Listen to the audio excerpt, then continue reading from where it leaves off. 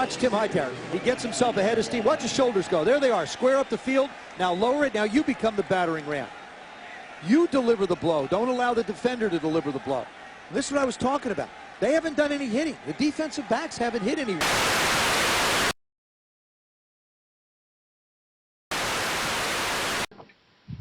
Greetings and salutations, listeners. This is Magpie here, and as always, we have another episode of Dark Match ready for you to go. And I'm enthusiastic to talk about wrestling today, and we are talking about... Guys, what's today's episode? Impact.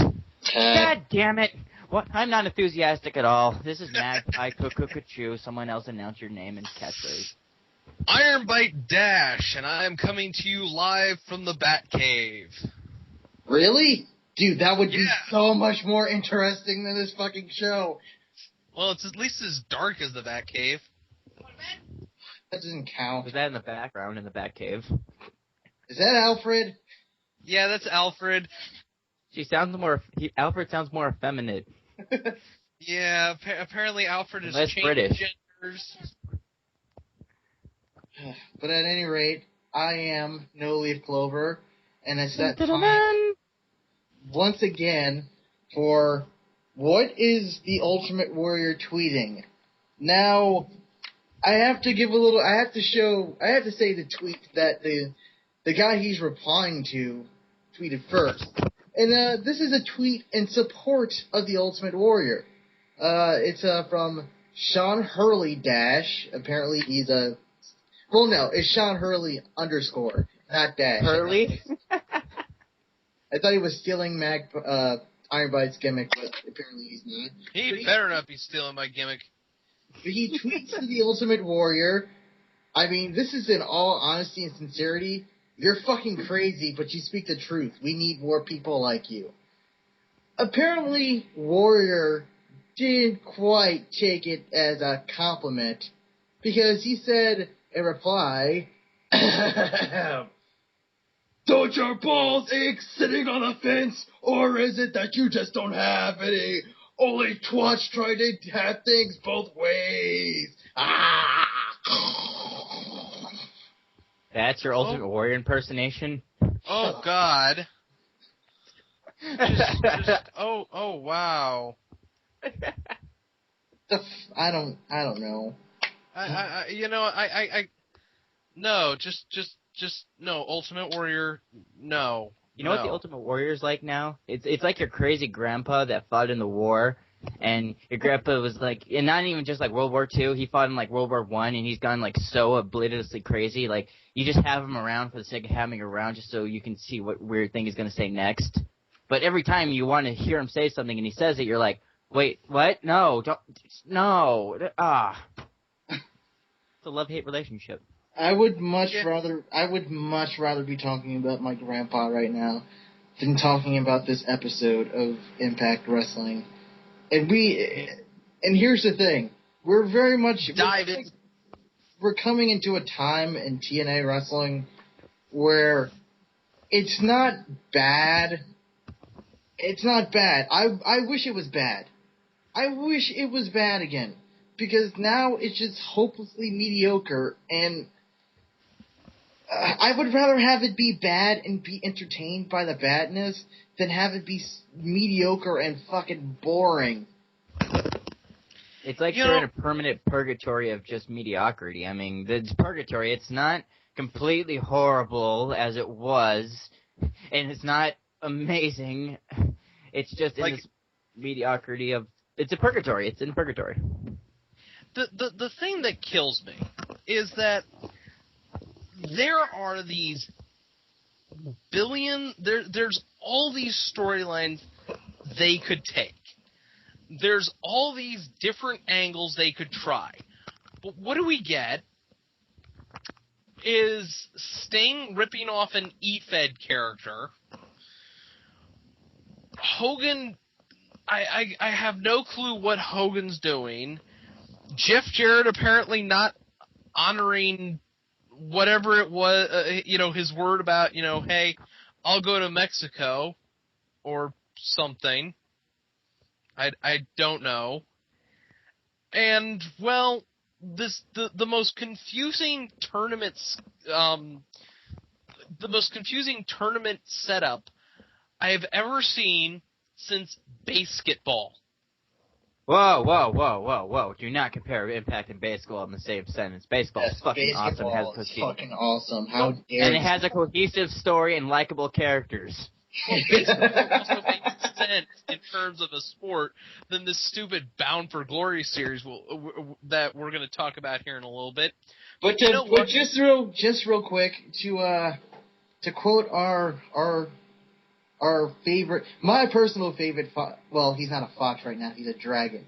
So my favorite dragony friend, Allie, said, "The only thing worse than bad is mediocre," and I think that sums up Impact in fucking in just beautiful. Fucking perfect terms. And speaking of Impact, let's start off with Sting recreating what happened to him last week. He really got in character at how he got beat up. I mean, that was just a really good reenactment. It was almost as good as the reenactments you would see on Unsolved Mysteries, I'd say. I watched this thing, and my mouth was open in horror.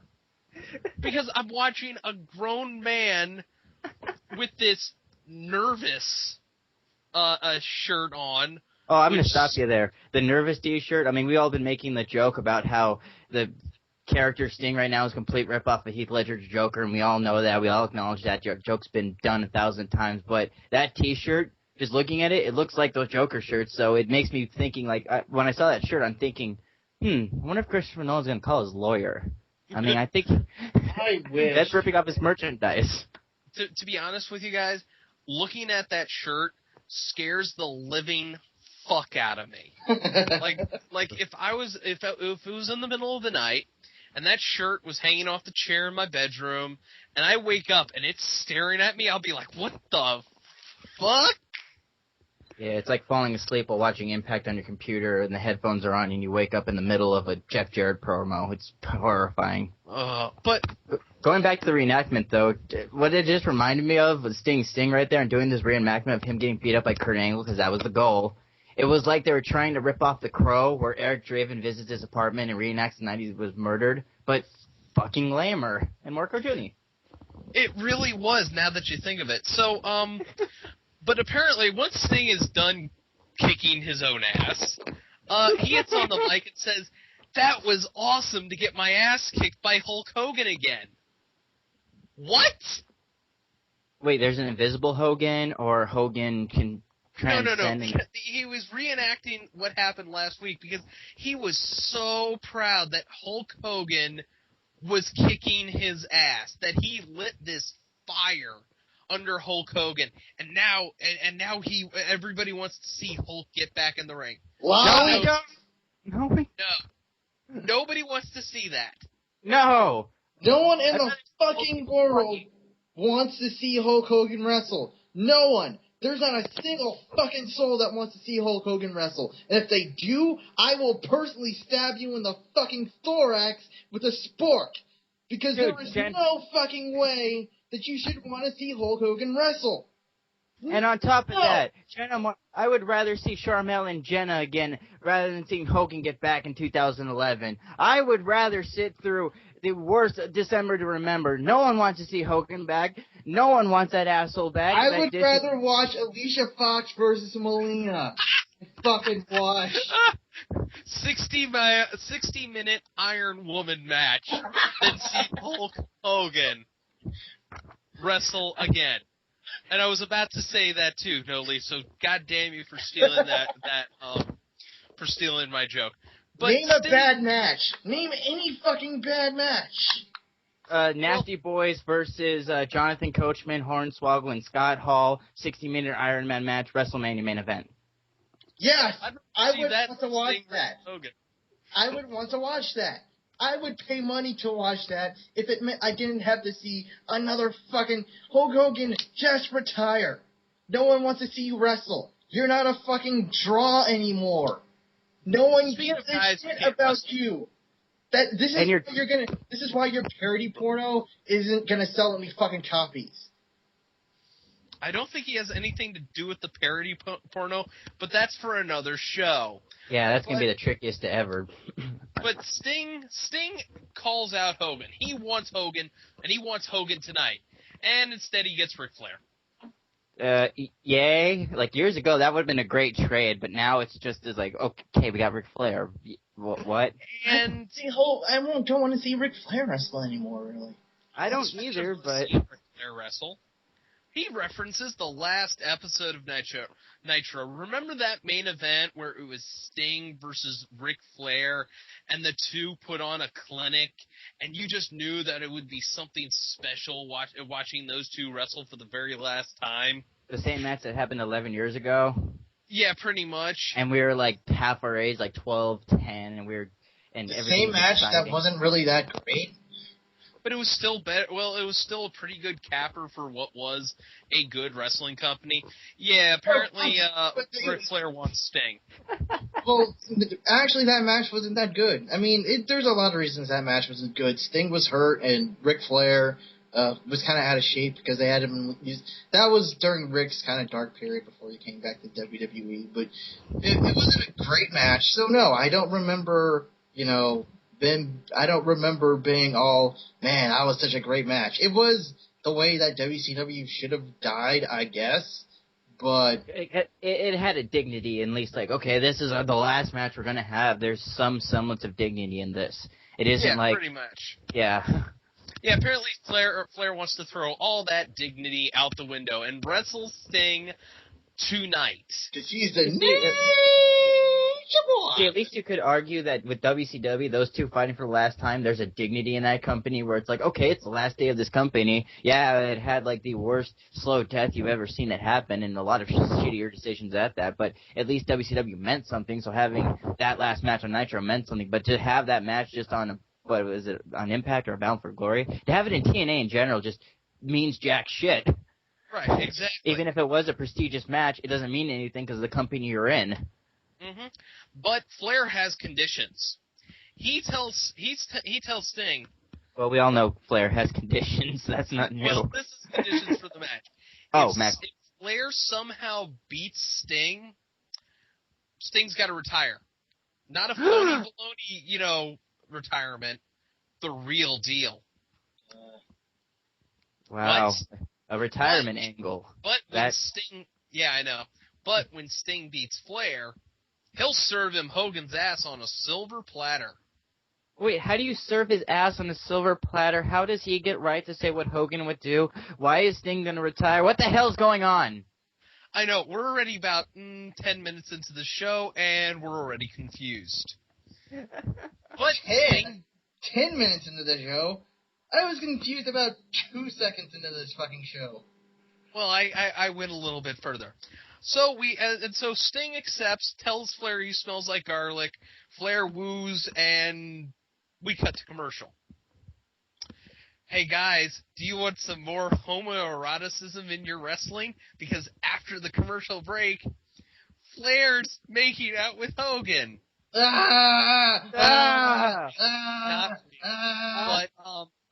Must get the painful image out of my head. Must think of Tommy Wiseau's ass. Tommy Wiseau's ass. Oh yeah, painful. When Tommy Wiseau's ass. That's better. Oh, look at that grizzly ass. So much better. Moving on. Flair is basically called into Hogan's office, and Hogan just flips the fuck out. Are you on some goofy pills or something? I don't know. And Flair tries to calm him down because he hasn't seen him in 2 months. Goofy pills. I thought it was longer. When was the last time we've seen Flair on TNA? He came back last week. Lockdown? Oh, did he really? Because, you see, I kind of stopped watching TNA after Well, no. I didn't even watch it for the build-up to Hardcore Justice because I didn't have TV. I'm regretting getting cable back. Flair gives Hogan this hug and kisses him on the cheek a couple times and assures him he's got Sting's number because he's the nature boy, and he woos himself out of the office. Hey guys, it's time for our favorite round robin, super weird ass fucking tournament ever. It's a Bound for Glory series match. Can this end? I want to watch Doctor Who and just enjoy good things. But first, we have to recap the live events, where apparently, after the live events, Crimson is still in first place. Wait, the live events that really shouldn't matter in continuity with the TV show? Bully Ray is in second. And Robert Roode, after beginning this tournament with no points whatsoever, has skyrocketed up to third. And our first match is Blink and You'll Miss It, Devon versus Scott Steiner.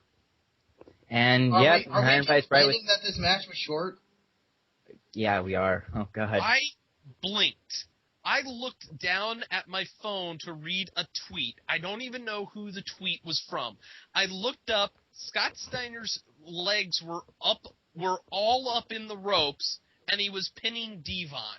And before that, it wasn't even like there was something that they just did for that match, or just something that happened a good space of time, because like the footage they show right when they're going into this match is from the house show, and you see the same exact finish where Devon's just getting pinned while Bubba Ray's legs are on the ropes.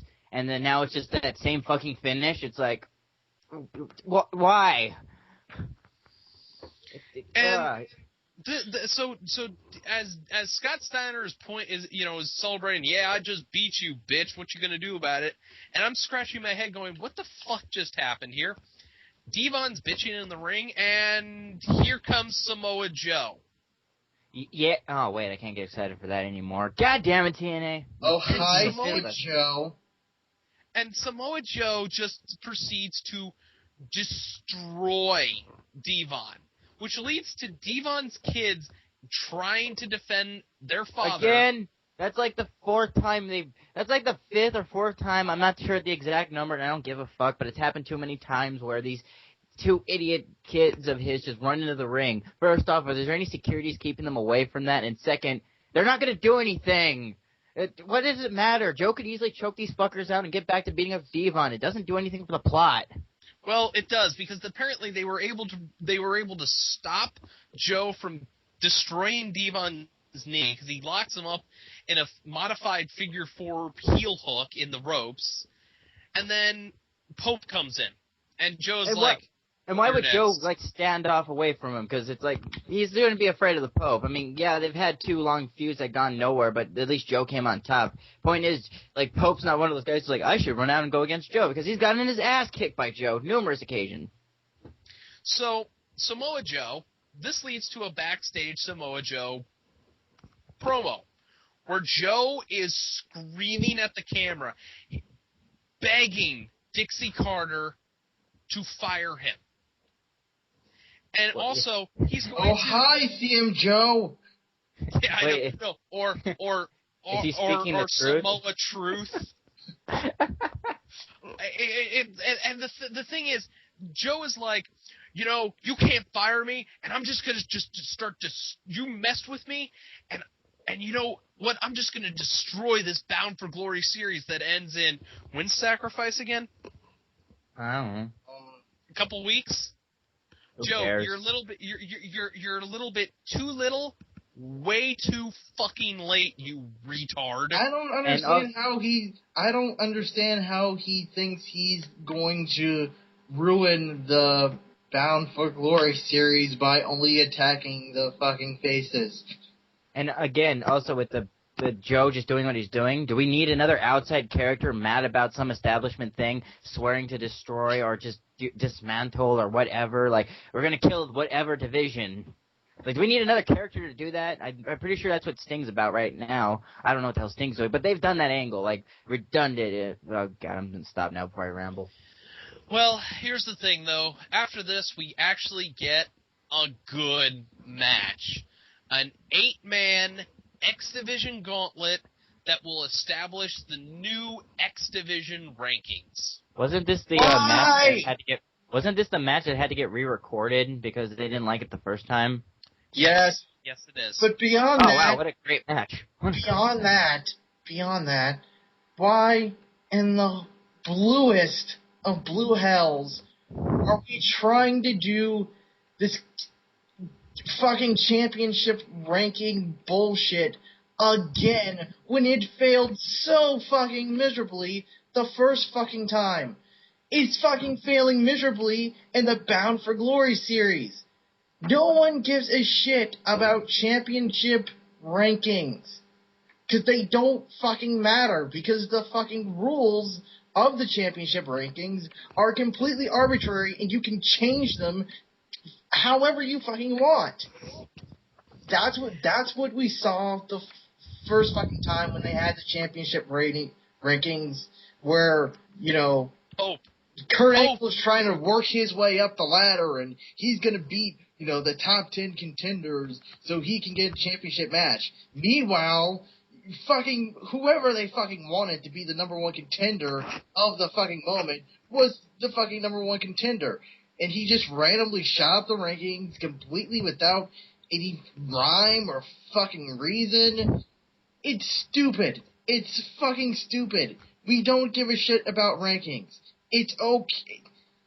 Just have a guy go out there and have a number one contendership match. Yeah. Because that's all that's gonna fucking happen anyways. All that's gonna happen is that you're gonna take, you know, the number one ranked guy and the number two ranked guy, and you're gonna make them have a match, and whoever wins that fucking match is going to be the fucking number one contender. This happens. Simplicity, you're beautiful. We've been down this fucking road before. I love you, No Leaf, when you get onto the rank, into the rants. Well, this gauntlet, X Division Gauntlet, is Alex Shelley, Tony Nese, Kid Cash, Robbie E, Zema Ion, Jesse Sorensen, Mark Haskins, and Austin Aries. Greatest man ever. Woo! And I love Christy Hemme when she does the introductions for Austin Aries. It's the greatest entrance I've ever heard since John Cena.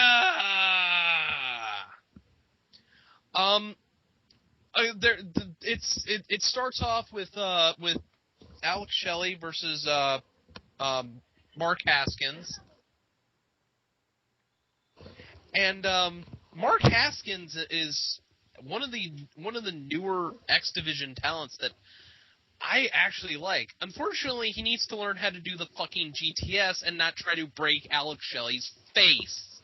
Oh, hi, new John Morrison. Alex Shelley getting eliminated right off the bat kind of was weird. But yeah, he's your veteran. He's one of your best. I mean, that's Alex Shelley. That guy should be taking these new guys to the limit. I'm having dismember flashbacks. But yeah, he's Alex Shelley. He was already a champion. He's supposed to be taking these guys to the limit or be one of the last guys. It just makes sense. Alex Shelley holds on to his face like that was a blown spot. And then just gets eliminated and slowly rolls out of the ring. I think there was a reason why they had to retape this match. And yeah, because apparently Eric Bischoff has an ego and didn't like the way the match was going, or whatever the fuck reason it was. I don't blame the rest. We go on. Haskins eliminates Shelley. He eliminates Robbie E after he was arguing with Cookie and why is Robbie E still employed. Zema Ion manages to actually win, beat out Mark Haskin. Then Jesse Sorensen comes in, and yeah, they put on a nice clinic there. Sorensen beats him. Then Tony Nese comes in, and Sorensen somehow gets him eliminated. And next we come in with Kid Cash. And we go into commercial, right? Oh yeah, we go into commercial, and we come back, and I guess Jesse Sorensen is our face because he's in trouble. Eventually, Cash apparently decides to go, hey, I'll just do the weakest Tiger Driver of all time. And Sorensen rolls into a cradle to eliminate Cash. And Cash isn't exactly happy about this because as the referees all cluster around Austin Aries, you'd think there would be one left in the ring to, maybe keep an eye on things so that... Yeah, look over, make sure the rules are officiated and properly. Just are you guys expecting a referee to be a fucking referee? Yeah, you're right. We're asking too much. Kid Cash hits his finisher, which I have no clue what it's called on Sorensen. Oh, the double underhook spice? The double underhook pile driver. Yeah, I think it's called like the Moneymaker or something. I don't know. The results I'm reading here is called it the J Driller. What? I don't know. Oh, no, that's not the J Driller. That isn't the J Driller. I don't know what it's called. J Driller is way more painful, and I love the J Briscoe. Aries comes in and he just starts stalking like, oh, maybe I shouldn't go in. Maybe I should be. I'm gonna feint this way, and then he just does the one boot. Just the one boot. Yeah, I'm gonna win this now, and Sorensen kicks out on 2. Aries then goes, oh, I gotta get serious. Pins him for the 2. Eventually, it just takes a brain buster. And I gotta say though, I am glad they didn't do that right away. Where he's like, oh, he got knocked out, and 1, 2, 3, he stood up there and Austin wins, because I at least liked that the wrestlers were like, okay, let's try to get a surprise to going in there. Like, oh, he's gonna roll him up. There's like an interest in there. Granted, it's predictable and we know what's gonna happen, but at least there was that bit in there. Although I have to say, though, just having Austin Aries come in and just capitalize, I mean, it's fitting to the heel character that he's portraying, but that's Austin Aries. You have Austin Aries. He's one of the most best and polished wrestlers working today. You get that guy in matches, and you have him, like, against your best. You have him in the forefront. You push that guy. Like, in all honesty, if I had Austin Aries, I'd be booking him for, like, the world title shots or this and that. You don't want to use him for, like, oh, he's just going to capitalize at the end of the gauntlet. Austin Aries, if he wanted to get over, he should have been one of the first or the guys in the middle to be there and just kicking all these people's asses. That would have been cool. Like, you get to see a number one contender, like, be strong and power his way through other contenders. I mean, that looks like a potential champion. Am I wrong? No, you're not. But we have an after-match interview, which is Austin Aries basically going, oh, yeah, I just went through 7 guys. Let me catch my breath. And, now that I'm the number 1 contender, I'm going to take Kendrick's X Division title, and there's nothing he can do about it because I'm Austin Aries, and I'm the greatest man that ever lived. And down comes Brian Kendrick in his harem pants. He looks like he was dressed up in Disney's Aladdin. That's what it looked like. Okay, let me rephrase this then. Let me rephrase this. And out comes Brian Kendrick, fresh from the set of Aladdin the Musical. He tries to shake Aries' hands. He tries to shake Austin Aries' hand, and it's like, and Aries is like, nope, I'm too good for you. And Kendrick just looks at him and goes, okay, and then assaults him from behind. Yeah, it wasn't even a convincing insult either. It was like, you didn't shake my hand? You're going down, you big bad man. And, it's pretty evident. I like Austin Aries. I think Kendrick, like, going into the match, if we're talking about what they're building up for, prediction-wise, I think you guys have an opinion on it. But going into that match I like Brian Kendrick. I think he's okay talent. He's not as talented as he was in the years past. He's not as talented as he right now as a champion. He's not that talented as what he was before. And I trust Austin Aries to bring a good match out of him. But even then, with Brian Kendrick being like meh compared to Austin Aries, who is an awesome wrestler, I'm not excited for the matches because I feel as though Kendrick as a champion and the other opponent was going to bring this down. How do you guys feel as an early prediction? I don't know. I'm kind of where you are. I think Brian Kendrick is capable of having a good match. I'm just not sure if he wants to have a good match, Yeah, it's just to me, like, pointing that out, if we're comparing, like, I know we're doing the we're comparing tag team partners of the past, but whatever. But if you compare like London and Kendrick as singles wrestlers, London's work rate is way amazing, and Kendrick was just like that. But then you see London now. I'm sorry, I'm stammering. You see London now. You're so trying to call them by their tag team name. Lundrick. Yeah, I'm trying not to, but London. You see London now, and he's an amazing wrestler, and he still has that work rate. Kendrick is like, fuck it, I don't care that much anymore. I'll still do a good match once in a while, but it's not his thing. It's just he doesn't have that like glee that he used to when he wrestled. No, he doesn't. He just So everybody, let's go backstage where Ric Flair is taping his wrists up for his match with Sting, and going, I don't need to tape my wrists up for Sting. Got to take off my. He's basically just muttering to himself, R-Truth style, and eventually he goes, "Where's Sting? I gotta go find Sting," and wanders away. And so we have to fill time by cutting. Oh, we cut to what happened last week with Ken Anderson somehow. It was Ken Anderson. Let's move on. We don't care. Let's go. I want to fucking talk about this. You know, I did not see this attack last week, so watching Immortal beat the ever-living crap out of Kenneth. Anybody know his middle name? Shit. Holly? Kenneth Holly Anderson.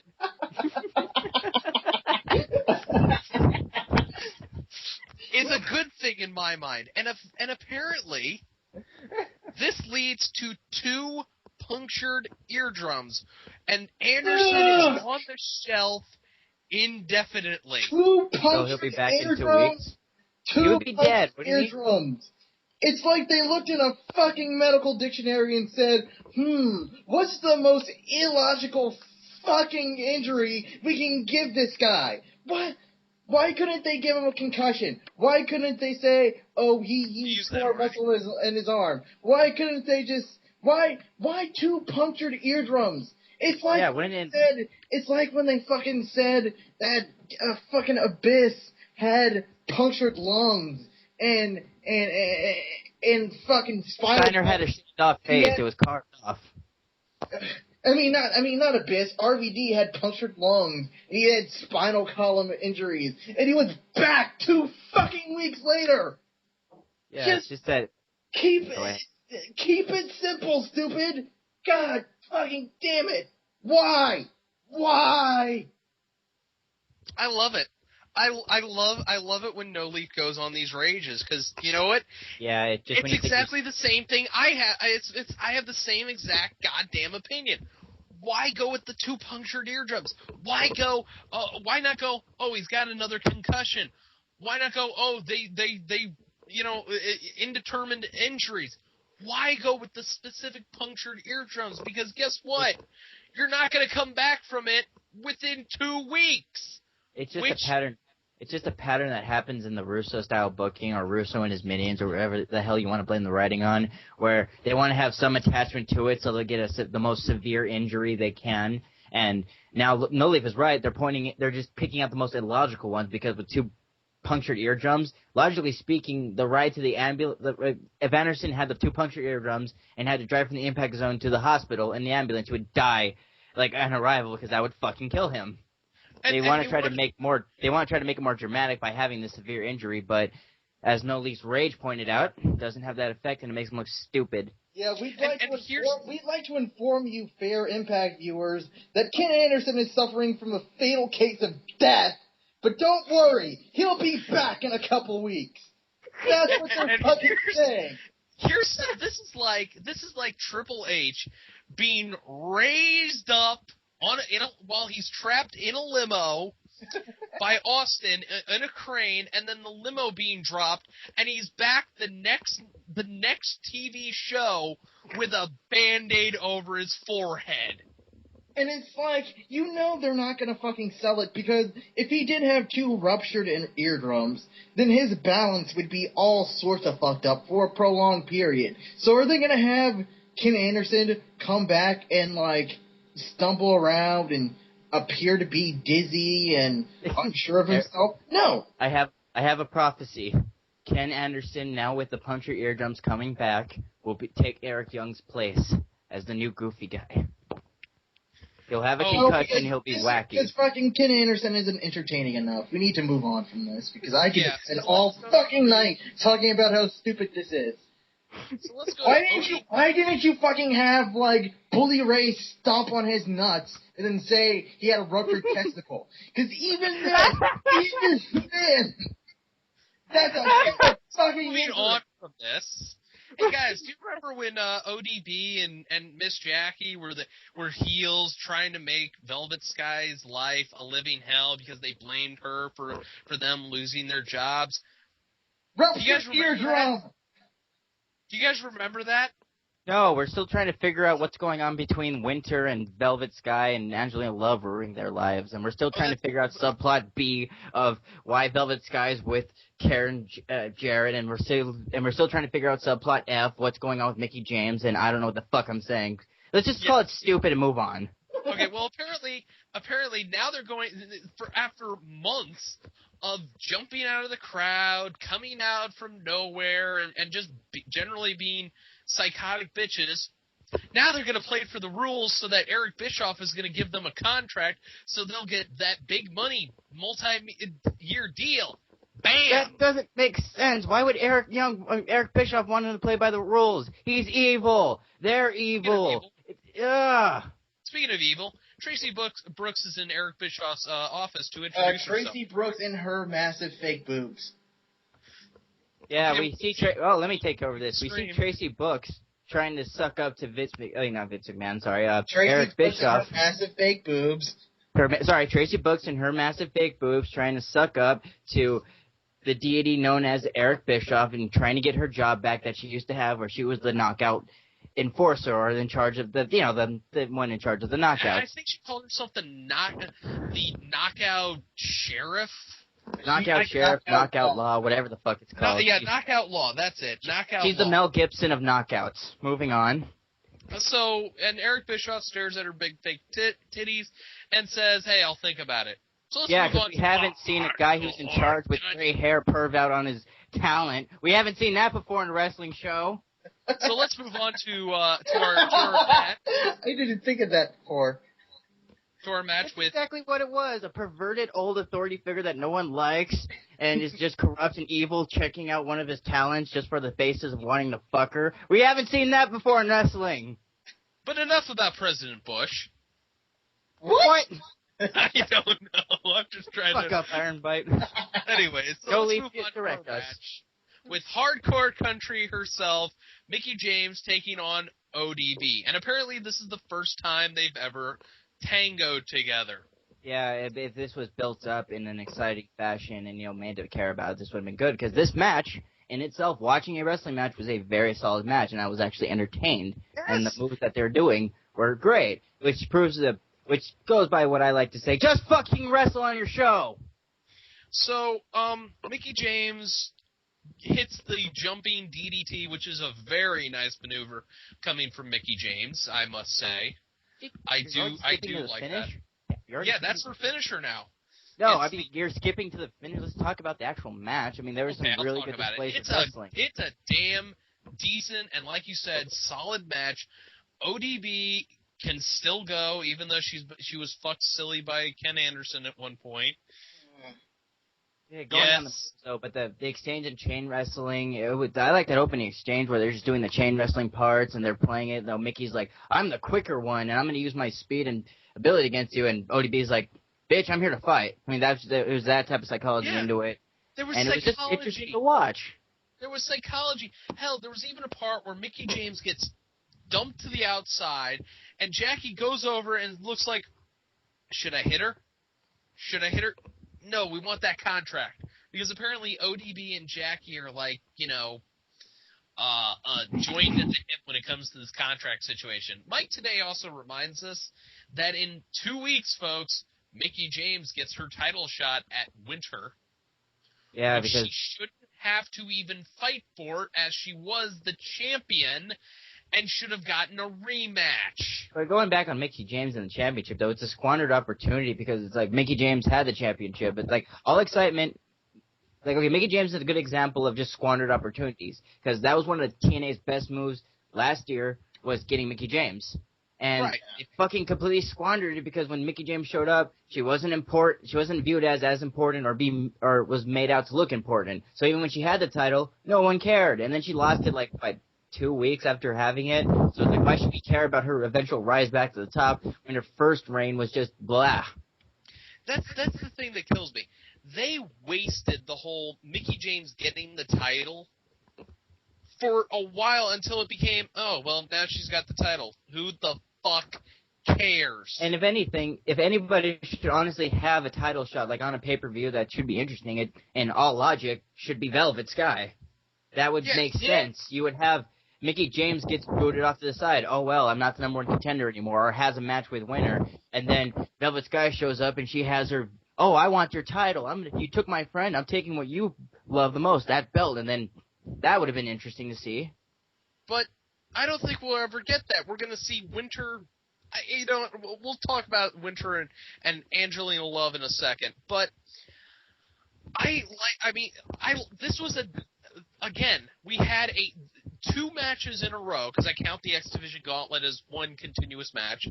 Of course. In a row that were great. They reminded me of, if you just let people go, they're not going to disappoint you. And that's where our frustration lies with the TNA. It's like they have this talent in their roster that are, honestly, some of those wrestlers are some of the best at their craft today. And you could just let these guys wrestle and have a good show. But it's like TNA does everything in their power to be like, no, fuck these guys who actually can wrestle. Let's push mediocrity. It's just, Vince, it's a whole mentality. I won't say of the industry right now, because I think WWE is finally kind of getting out of that mode where if we are to believe that Vince has truly let go of some of the power and let Triple H start to take over things, they have made the moves to say, you know what, we are wrestling, we're going to say wrestling on our show, we're going to have storylines and we're going to have promos and we're going to do stuff like that, but we're still wrestling and we're going to have wrestling on our show and we're going to allow our talented wrestlers to go out there and work. Vince Russo and Eric Bischoff and Hulk Hogan are very much afraid of success. No, not afraid of success, but of calling themselves pro wrestling. It's something. It's something that exists with older promoters where they just don't want to be called fucking wrestling anymore. They don't want to acknowledge their history. They don't want to acknowledge who they are. They don't want to acknowledge what they are. They want to be sports entertainment. They want to be everything but what they are. You are fucking wrestling. Vince Russo, you are a wrestling booker. And TNA, with that mindset, instead, if No Leaf saying is true, which I believe, because that was a very good point, they want to distance themselves as far away from wrestling because there's a shame to it. That's fine, and you can do that if you make that your mindset. I think it's going to be terrible. I'm going to call it shit, but that's your choice. However, if you're going to try to distance yourself away from wrestling, don't have a campaign where you change your name as a big deal to Impact Wrestling. And see that wrestling matters. Yes, if wrestling really mattered, AJ Styles would be with the belt right now, challenging Robert Roode in a match that for probably the next pay-per-view, which they think is No Surrender or Sacrifice. No, but Sacrifice. Sacrifice, no. Who cares? I'm not going to watch it because it's going to be shit and there's nothing to look forward to. But it could be something awesome. If wrestling mattered, it would be something they care about. It would be wrestling, and your talent would be pushed forward. So that's where our frustration lies from, because TNA does everything they can not to do that. And they have these things available to them that make them a great show. It's simple. So, moving on, Mickie James wins with the jumping DDT, which is, like I said before, an awesome move from Mickie James, because it actually looks like it has some impact. Oh, she can really do that. She can do that move great. Just, and whoever's selling it, like LDB, sell that thing like death. Right. And after the match, Jackie gets in, Mickie and her have a nice little stare down, and then it's like, okay, I'll shake your hand. And as we said before, let's talk about Winter and Angelina Love. Yeah, this was an interesting segment. We we cut to the backstage and we see I don't remember the camera, but it's a nice low, dimly lit place, and it's two girls having wine, and they're just discussing things. And take it away, Iron Bite. It was uncomfortable. Wow. I have never been more uncomfortable to watch two women share a glass of wine ever. Well, to be fair, I wouldn't say it was uncomfortable because whenever Winter speaks, I get a boner. I mean, I'm not going to make... But it's okay. Like you said with awkward, though, I'm going to say, like, I think it was more awkward than it was just uncomfortable because it was like... Okay, it was like they're trying to get set... If it was a porno, they were trying to set up to the girl-on-girl makeout scene, but they were just... Okay, we need to put as much descriptive language as we can and just, like, really draw it out and make it awkward and more deep because we're going to make porno that wins Oscars, damn it. And this is what it felt like. It really, really did. It felt like porno. It felt like a porno that is supposed to go to the Oscars. It felt like a Skinamax movie. It did, and I'll admit, I enjoy a good girl-on-girl scene every now and again. We all do. It's art. But it was just... Oh, and Duos is now looking at us strangely, probably. And it was just amazingly... And then they just start... Then they ruin it by talking. As we all know... And they're stroking the belt the entire time. Yeah, that wasn't needed. And apparently... There's nothing... Mickey James is a little squirrel. And Winter says there's nothing hardcore about her. Yeah, you'd know all about hardcore there, Katie Lee Burchell. Winter, I was waiting for this word the entire promo, and she finally says it at the end. As she's sipping her wine glass, she says that the feeling is orgasmic. Oh, and I was sitting there going, yeah, you had to get that. Well, you skipped a part. See, it wasn't just that she said something was orgasmic. No. She said that the blood was orgasmic. Because she is drinking from a wine glass that is filled, presumably, with blood. So, you know how, like, 2 months ago, Winter was a witch who had Angelina Love in her spell? Doesn't she have time-bending powers, too? Yeah. Well, apparently, she's no longer a witch. Now, she's a fucking vampire. People get paid to write this shit! She's a fucking lesbian vampire witch. And to be fair, lesbian vampire witch sounds fucking awesome, but to anybody listening to this show that doesn't like wrestling, it doesn't pull off as way as you think it would be in your imagination. How is the Howling 5 lesbian vampire witch? And Angelina Love is just sitting there. And remember, a couple of months ago, Angelina Love was drugged the fuck out of her mind. And now she's talking normal. Maybe she built up an immunity to whatever the hell concoction was putting her out. Why is she still with Winter? Is the sex really that good? Do you think the swerve in this is that they're going to make out once, but they're hinting that they're going to have sex, and it's going to be great lesbian sex, but the swerve is going to be... Let me finish. There's a swerve. There's going to be hot lesbian sex, and we're hinting towards that, and when the day finally comes when they're going to announce their love, it's a swerve, and they spend the afternoon watching romantic comedies. And that's the swerve. No, they're going to... I'm waiting for Edward. Where the fuck is Paul Burchill? Because I'm waiting for Paul Burchill to show up with his pirate ass, except he's going to have fucking messy hair and ugly teeth, and he's going to fucking sparkle on his way to the goddamn ring. I didn't even think of that. That could happen. That's scary. Russo, I just gave you a golden fucking idea. Just run with it. Because we know it's going to happen. We know it's going to fucking happen. There's vampires. Fucking Paul Heyman couldn't make vampires work.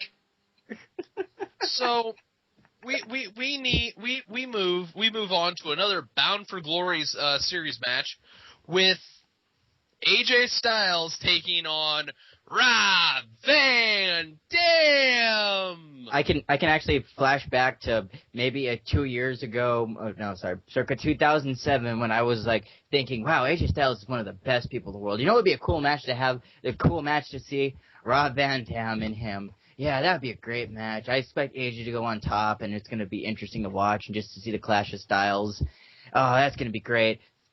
Fast forward to now, and I'm like, wow, I was completely full of shit and wrong when I said that in 2007. Well, here's the thing that kills me. Also at ringside is Jerry Lynn. Do I need to go on with this match? Because as good as it is, we now know what the ending is going to be. You don't have to go on. Let's just get to the ending. AJ Styles wins by DQ when Lynn grabs the referee. RVD is now down another 10 fucking points. What I don't get is if you're supposed to, like with the series, if you're supposed to immense an amount of, like, a big amount of you're supposed to get a high score. You're supposed to immense a high score. Wouldn't in a logical setting, if you tried to book this, you would think, okay, you got a DQ, it doesn't do anything because you don't get any points. It was a DQ. Like, it would make you look stronger if you actually got clean wins. No, because now the DQ is you lose 10 points. You know what? This whole Bound for Glory series just fucking sucks. RVD and Lynn argue like an old married couple up the ramp as we go to commercial. Well, and then we go to the back. Let's talk about the Bound for Glory series for a minute, because Go ahead. This whole thing is meaningless, because we all know that at the last fucking second, someone's gonna get on a fucking roll, and they're gonna end up fucking going and winning anyways. I mean, that's just what's gonna happen. To Magpie's I already point, know who it's gonna be. to I already Magpie's, know who it's gonna be. but to Magpie's point about shouldn't DQs mean nothing, yes, I think you're right. I think DQs should mean nothing. I don't understand why. I mean, on one hand, I get it, and it sort of makes sense that you don't want a guy you want to penalize a guy for getting disqualified. But is there no one in the fucking back that's watching this and going, you know what? RVD is kind of getting screwed by his friend over and over and over again. Perhaps we should reevaluate. We should fucking reevaluate how this is going about. It doesn't make any fucking sense. It doesn't make any fucking sense that this continues to happen over and over and over again, and no one's like, you know what? Maybe we should ban Jerry Lynn from fucking ringside or something. Maybe. I think I'm actually losing hair. Like, pieces of my hair are actually starting to fall out trying to figure this out.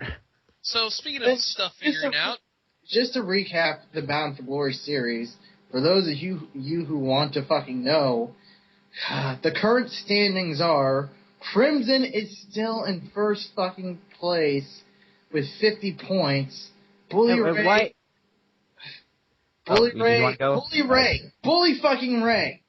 is in second place with 42 points. Bully Ray in the main event. That'll put asses in the seat. It's sad enough to say this. I'm going to interrupt you, but I would rather see Bully Ray at this point in the main event than Crimson, because Crimson's still green as grass, dude. But here's the thing that kills me.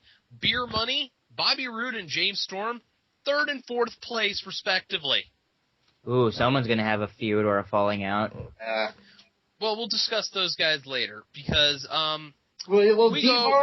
Devon is in 5th place with 30 points. Gunner, thank merciful heavens, that prick, is in 6th place with 28 points. AJ has 24 points. Scott Steiner has 21. Pope has 17. RVD has 15. And Joe has -10 because Joe has just decided, because he's a fucking idiot, that he's not going to wrestle anymore. Good. Actually, why are we calling him an idiot? Because if Joe's not going to want to wrestle, we're actually faulting him for not wanting to be a part of Impact. You know what? I cannot fault him for being a part of this. So we go to the back. Or actually, first we come back from commercial where RVD and Jerry Lynn are still arguing like the old married couple that they are. And RVD is like, I don't need your fucking help, you dumb ass. Stoner. And Jerry Lynn replies back with, why won't you make love to me anymore? You don't look me right in the eye. Why won't you look at me when we make love? So then we go to the catacombs of the Impact Zone, where, Catacombs. Apparently Flair thinks Sting lives.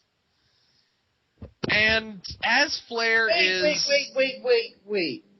He lives in the catacombs as in underground and not in the rafters?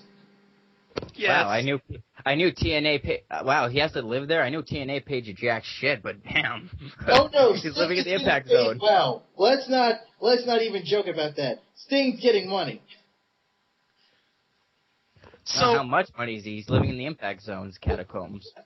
So as Flair is running around the catacombs going, you think I'm gonna fall for this? You're not the Joker, you're Sting. Therefore confirming to everybody who they're ripping off. Flair,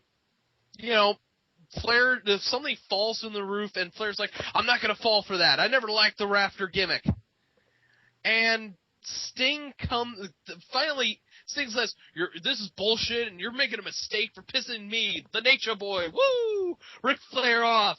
And finally Sting comes out of the shadows like he's, some sort of fucking supernatural thing and asks and Flair goes, I'm afraid of you, Sting, and get him, Gunner! Get him! And Gunner gets him. Get him, Gunner! And then he's the new attack dog. Awesome. And that could be his new gimmick. He's an attack dog. Get him, Gunner.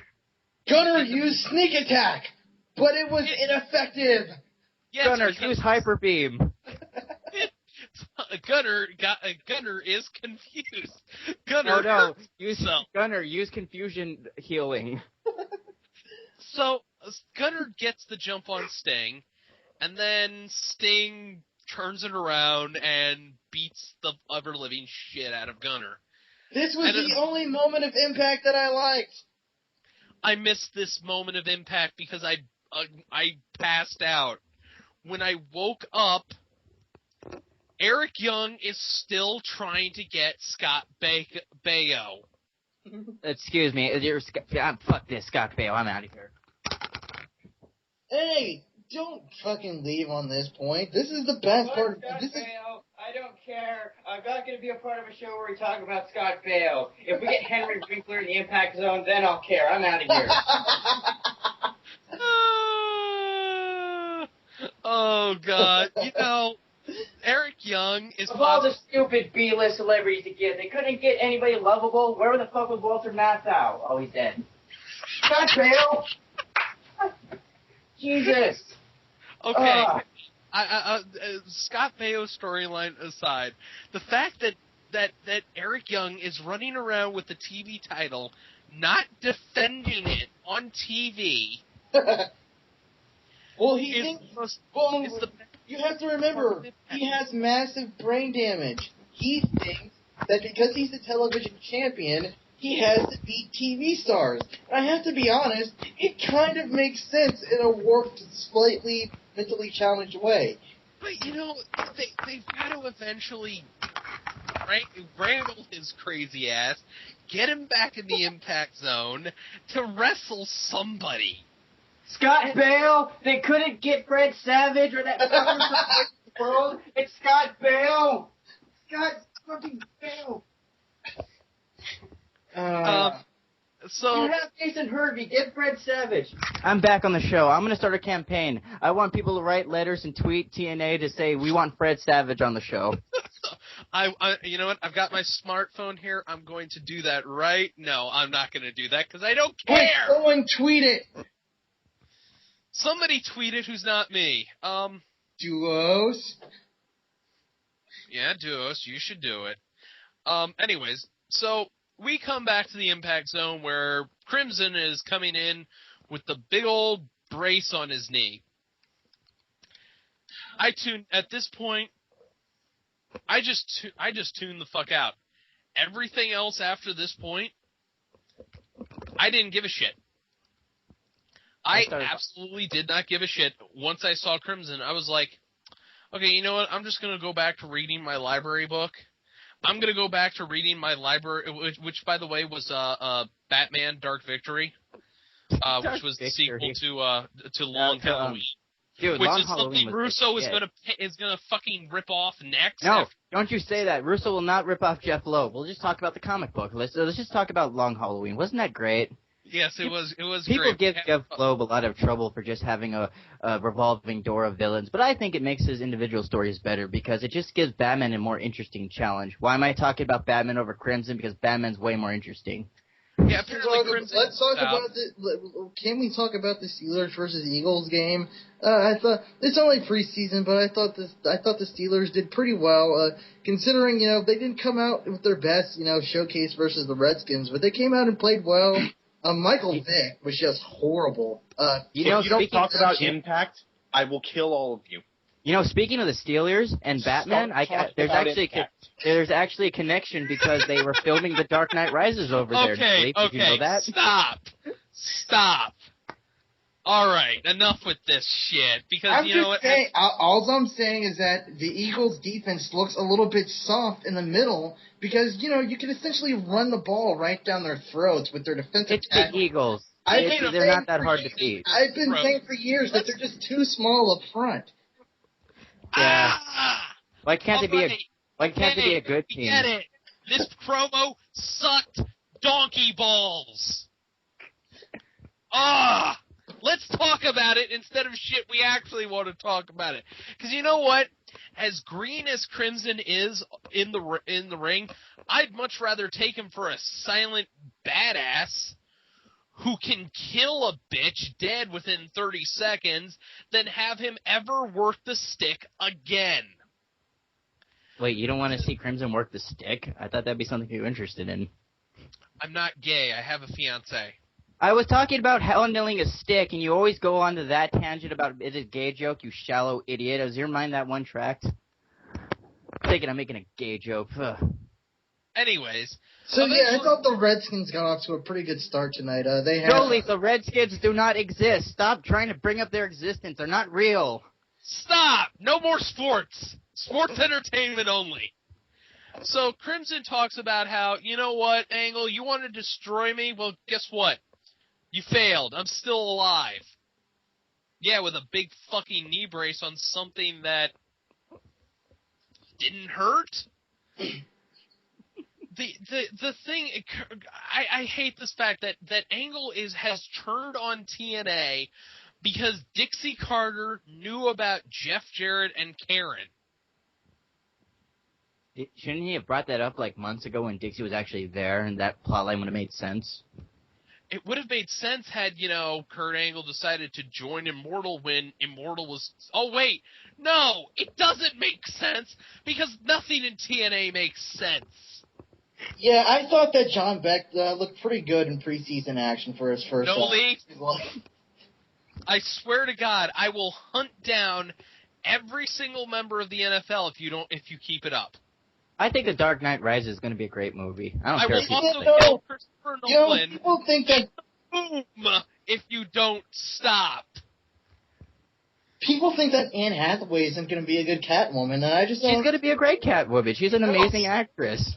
I honestly just think the costume looks tacky. I mean, let's face it. There's nothing about Catwoman in that costume. Gentlemen, Nolan trying to your fucking jobs, please. They're going to add on the helmet later. Give them a break. It was just the first promotional picture. It's leather. It's awesome. It's just Nolan trying to shoehorn in a character from the Batman universe without... Okay. Thank you, Jesus Christ. I'm about to let my dog start singing. This promo was the dumbest thing ever. It was Crimson basically calling out Kurt Angle and saying that he's such a hypocrite about destroying the young guys and how Dixie Carter was going to, make TNA or be around Kurt Angle when Kurt Angle shouldn't ever fucking be around, doing this. But the thing is, I couldn't listen to this because I don't want to hear Crimson talk. I want to watch Crimson destroy things. Why do you want to watch Crimson in the first place? He's not interesting. He's got promise. Okay. No, he doesn't. My uncle said it best. I'll say this about him. For what they want him to be, he should just be that. If they just want him to be the big, intimidating guy in the Goldberg fashion, because, can't do fucking shit in this company that's original. Yes, that's the point I was trying to get to. My uncle said it best, man. Crimson is just TNA's next attempt of trying to recreate the Goldberg thing. I mean, I think we've harped on that before, but he called it. That's exactly what it is. Yeah. So it's like, why? If it's ripping off something that they already tried to do before, why should we care? And again, it's not even somebody who is interesting or has a unique look. It's just somebody who was brought in as a plot point in the Jeff Jarrett story that no one cared about in the first place. I'd rather see Amazing Red, his little brother, do shit. He's way more interesting in the ring and has more promise and would be a better champion. And at the end of it, Kurt Angle is leaving the ring after saying, "Yeah, I'll see you next week." Yeah, right, buddy. Crimson says, "Oh, and by the way, Mr. Angle, I'm real. I'm damn real." So yeah, I thought John Beck had a pretty good preseason performance. 14. Shut up about sports. We're almost done with this goddamn show. Anne Hathaway and Catwoman's a good idea. There, I said it. Thank you. In the back, we see Mexican America getting hyped up for their tag team title shot. Anybody speak Spanish? I kind of do. I vaguely understand enough of it to know that nothing they fucking said was right. As Ricardo Rodriguez pointed out expertly on Twitter, if you're gonna have a group of Mexicans on your show, you should make sure they know how to fucking speak Spanish. Right, and I'm from Southern California. Like I look out my window, I can see the border, I can see Mexico. I don't understand the language enough to translate it, but to understand the dialogue and the way it's supposed to be accented and used, it didn't do it good. Ricardo called it. To get the obligatory reference to my girlfriend out of the way for the show. Hi, Lady No Leaf. She's not with me right now, but anyways. When she watched the show with me, whenever these people are on screen, she's like, really? She's like, they don't even seem Spanish. They don't even, their accents are horrible. They don't even, who are they trying to attract with this fucking angle? I really don't know, because apparently I think Hernandez says something about motherfuckers, and that's the name of one of his new finishers. Sarita and Rosita babble something in Spanish, which I think can actually speak. And why is Sarita even there? I mean, doesn't she have like a serious injury where like half her face is like paralyzed at the moment? Shouldn't she be at home resting? She's wearing a mask so that, Yeah, but shouldn't she be home resting? You'd think that. So we have our rematch from Hardcore Justice with Beer Money Inc. versus Mexican America, and guess who's on commentary? None other than the AAA heavyweight champion, Jeff Jarrett and Karen Jarrett. Wasn't he supposed to stay south of the border? And in all logic, why would he be commenting on their match unless they're actually gonna have a feud with each other? Because wouldn't Mexican American be pissed off at as a faction and what they believe in? Wouldn't they be pissed off at what happened last week? So, I mean, unless Jarrett's going to go down there and screw with them the match, and then what actually happened later, it doesn't make any sense that they're there, or what transpired later in the match doesn't make any fucking sense. So, Jeff Jarrett actually puts over Beer Money, by the way, and just downplays Mexican America. And they, of course, Jeff Jarrett and Karen Jarrett are like, we're the king and queen of Mexico. I had a match down in Guatemala, and it sucked so much we almost thought about bringing our own hotel rooms or some shit like that. But I just lost it in his fucking southern accent. This angle is so offensive in so many fucking ways. And again, TNA recycling things they've done before. They already had an angle where TNA was making fun of something different and foreign when they was making fun of the MMA, not foreign in terms of like people or different countries, but foreign as a strange different thing to what they do. They already had an angle where he was like trolling and making fun of things, and it didn't work. Why are you trying it again? They already had a group of angry Latino people, and it was called LAX. And they were fucking awesome, and they're interesting. They were two different characters. They had badass because workers. Hernandez and Homicide. Well, first of all, because Homicide did all the fucking talking, and Hernandez just was a big guy who looked impressive at times. Now we see that Hernandez can't fucking talk. Chavo Bagwell, Jesus Christ, sir! You know your Spanish is bad when I can speak it better than you. And it's like talking with LAX compared to with the Mexican American, which is the ripoff of that. In terms of individual wrestlers, you had an interesting dynamic among the wrestlers. You had Homicide, who was a faster, but a technical wrestler, and you had Homicide, who was a powerhouse. I mean, not Homicide. Hernandez is a powerhouse. And don't forget, you also had Shelly Martinez. Well, you had Shelly Martinez. Point is, though, as a tag team, they were interesting and unique in the Styles Clash with Archaea and Hernandez. Bland. Yeah, pretty much. Because Hernandez, ever since they broke him away from Homicide, they've been trying to push him, but he's not really. He's one of those guys who's always going to be better in a tag team with someone who's better than him.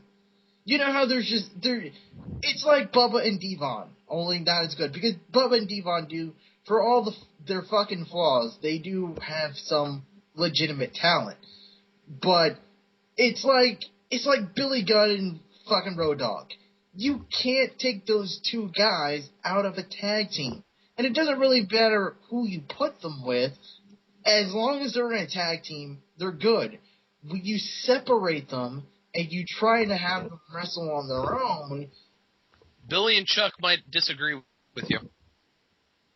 Well, I'm saying that, like, as long as those two guys are in a tag team, period. Right, yeah. Each other. For what it was worth, I kind of liked the Billy and Chuck angle until it went, kind of too far. But yeah, when it went too far, it went too far. But getting back to this match, Jeff Jarrett at the very beginning is putting over Beer Money and just running down Mexican America. But he's out there for a reason, so we'll find out later on. Subtlety. Otherwise, you might have a spoiler warning. I can't imagine what the spoiler would be. Could it be Jeff Jarrett doing some shenanigans? No, can it be? We'll find out. So we have, we have a decent back and forth. This was seeing Beer Money work and their tag teaming. When they did the tag team moves together, fucking solid. That was great to watch those two work together, even though if it was a mediocre tag team. But what kills me is that Beer Money, I have yet to see a bad match between them and anybody else. I really haven't. I mean, the fact that James Storm is working so well with Robert Roode means this inevitable breakup is going to hurt me so much more. But think of it this way, Iron Bite. They could have broken up, and then James Storm could have been talking with fucking Braden. Could have been tag teaming with Braden fucking Walker. So true.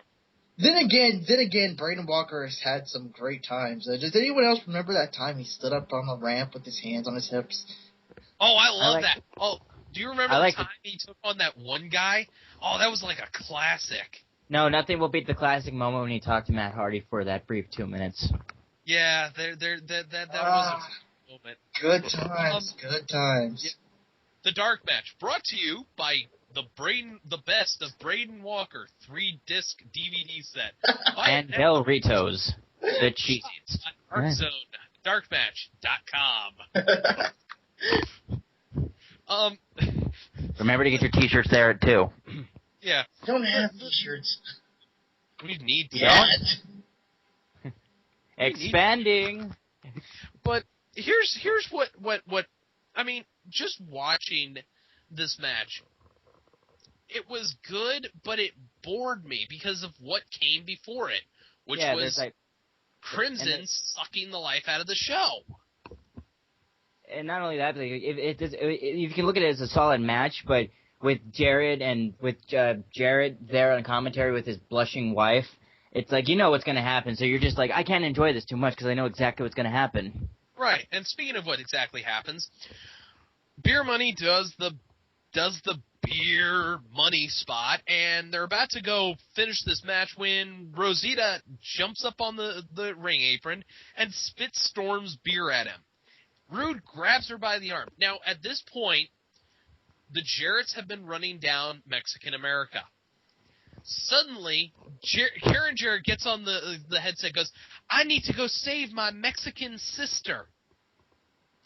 Runs down to the ring, prevents Rude from doing anything, prevents Rude from doing anything because of we all know the new mandate is no man on women violence, but woman on man violence is okay. ODB kicking random security guys in the nuts. Jarrett runs down after her. Beer Money's like, yeah, thanks, Jarrett. Get her the hell out of here. Jarrett, as Jarrett and Karen and Rosita are getting out of the ring, Jarrett hands Hernandez his AAA title and hits Rude with it. Gee, who could have seen that coming? Everyone. Yeah, we saw it coming. You know who didn't see that coming? The guys who wrote it? No. Yeah, no. Russo thought, well, this is going to be the greatest thing ever. Stevie fucking Wonder saw it. Ray Charles saw it, and he's dead. And when did Stevie Wonder die? When did that happen? Not Stevie Wonder, Charles. Oh. Stevie He's dead? Alive yeah, he's dead. Well, he was in that awesome movie like 4 years ago. That was Jamie Foxx. Oh, right. So, your winners and new tag team champions of the world, Mexican America. And Why? Wait, it gets better. As they celebrate in the ring, the Jarretts. Oh, in that case, why? With them. That doesn't make any sense. They're militant Mexican Americans pissed off at the man, and now they're kissing ass to the guy that was just doing the most fucked up shit yesterday and borderline racist stuff. And now you want to be working with this guy? Yeah, really militant and way to stand up for your race, you assholes. It doesn't make any sense. No, it doesn't. This we hate all of you Americanos except for Jarrett and except for Jarrett Mexico. And Karen who couldn't be fucking whiter if she tried. I mean, I know she fake and bakes all the fucking time, but she could not be whiter if she fucking tried. This whole and like I said, they were running down Mexico and Mexican America the entire fucking match. But before that, they ran out the entire nation of Mexico. Why help them out? Don't you see? That was just a clever ruse. No, it wasn't clever at all. It makes Mexican America look stupid, hypocritical, and dumb. And it makes Jeff Jarrett look like Jeff Jarrett. And Jeff Jarrett's a smart one in this feud that manipulated these people. Jeff Jarrett, the guy, the blonde honky talk man with no charisma or work rate. Jeff Jarrett. The Jeff Jarrett who couldn't draw flies to dog shit. So this is TNA Impact. It's not good. It's not bad. It's mediocre. Yet we still were able to fill out almost an hour of time. Yeah, and 3 people. With 3 people. Rex Grossman might have thrown an interception tonight, but, I think the guy jumped the route. Okay. And another thing, I'm sick of people complaining about Bane's voice. It's perfectly fine. Just watch the fucking movie when it comes out and then make your opinion. All right, now before we go too far with this Batman football X-Men talk that I'm about to talk about first class, what gets more screen time than Jay Lethal? And I'm going to start. The fucking catacombs. No. Invisible Hulk Hogan beating up Sting has more screen time than Jay Lethal. Okay, an audience that wasn't there that was cheering really loud got more screen time than Jay Lethal. Much better. Yeah, much better. I'm sorry. Goblet of Blood got more screen time than Jay Lethal. I can't wait to see you in TNA, Paul Burchill. I hope you do a good Edward Cullen impersonation. Oh, I got another one. Oh, go ahead. The Knockouts title getting stroked got more screen time than Jay Lethal. And it got... Fucking John Beck got more screen time than Jay Lethal on this show. Rex And that Grossman belt got more screen time than Jay Lethal. And on that note, ladies and gentlemen, I am your humble host, Iron Bite. I am the Magpie, Cuckoo Cuckoo, and I'm going to order a pizza. I am No Leaf Clover, and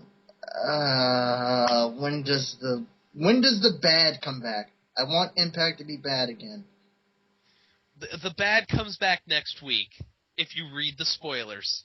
God, we're miserable. We want misery. We want misery. Bad come back next week. So, on that note, ladies and gentlemen, good night. Good luck. Now, I really enjoyed X-Men. Jeff Jarrett Slash Fiction gets more time than Jay Lethal. Shut up, War Machine! Go back to your corner. Play the music. Da-da-da-da.